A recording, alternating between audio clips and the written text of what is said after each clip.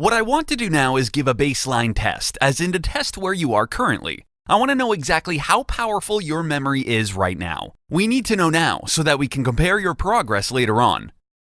I'll give you a couple of simple tests to measure your progress. I'll give you a series of 10 words, and the idea is to memorize as many words as you possibly can in order before making a mistake. Okay, now listen very carefully. Milk, bread, sink, screwdriver, cat, luggage, light bulb, football, car, and lion. Now just think about it. How many of them can you remember? I'm going to read again to see how many you can recall. Milk, bread, sink, screwdriver, cat, luggage, light bulb, football, car, and lion. Okay, so how many did you get right? It doesn't really matter if you made a mistake, just make a note of it. Maybe you got 1 or 2 right, but I can promise you that by the end of this lesson, you'll get all 10 of them right in order, whether it's backwards or forward. Now we only have one test to go. In this test, you'll be given 16 digits to remember, and I want you to try to remember as many as you can before making a mistake. Now ready? Let's begin. 7, 4,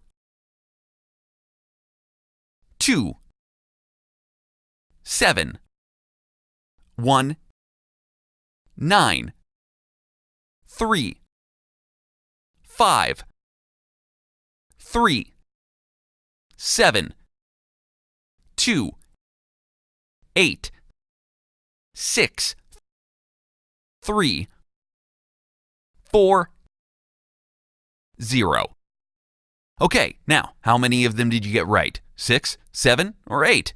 Maybe you made a mistake on the 3rd digit and that means your score is 2. Now, I'm not expecting you to be a genius here. I don't expect you to memorize all 16 digits. These are the first exercises you've done so far. So like anyone who goes to the gym for the first time, your muscles are bound to be a little stiff. But I am giving these tests to make it easier for you to adjust to the course. Now, after a little while, as you advance through the course, you'll see that this is second nature to you. So don't beat yourself up if you made a mistake right now. Now let's get into the core of the 3 fundamental ingredients that'll develop your brain into a memory genius. We'll be using these techniques throughout the course. They are association, location, and imagination. Now, how would you memorize that? Well, if you make it an acronym, you get Ali. Me personally, I think of Muhammad Ali, the boxer, or more famously known as the greatest, and these are the greatest techniques for memory. Now let me explain those 3 simple concepts one by one. First is association. So this concept is the first among those 3 and the most important ingredient. This is what holds the foundation for the others. Now say I give the word home.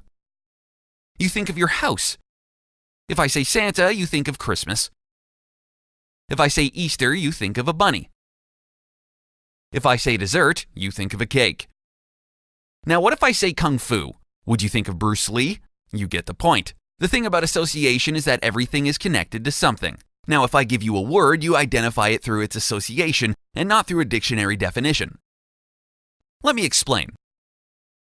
See, I give the word chocolate. Now, you don't think in your brain, oh, a chocolate is a food preparation in the form of a paste or solid block made from roasted and ground cocoa seeds, typically sweetened. No, you think of a million other things other than that definition. You may think of the first time you ate chocolate, or maybe when your parent bought you one, or maybe you think of the time when you proposed or gave a gift of chocolates.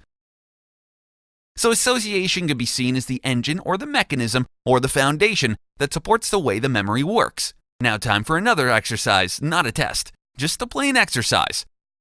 I'll give you 4 pairs of words, and I want you to create a link between the pairs. Now there's no given links, so you have to create those links. For example, angel and monkey. Now how would you forge a link between the two? I mean, me personally, I would think of a monkey sprouting wings and flying. So you see, you need to use some creativity as well. Maybe you were thinking of an angel and a monkey talking to each other, but I want you to think differently outside the box. Now let us get started with those 4 pairs, and you have to create your own links. Here we go. Ninja and car.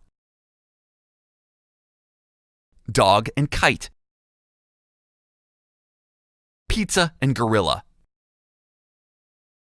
Finally, honey and money. Okay, so you got it? So what word is linked to ninja? What's the answer? Car. What about kite? What did you think of? Dog, gorilla, pizza. And if I say honey, you think money.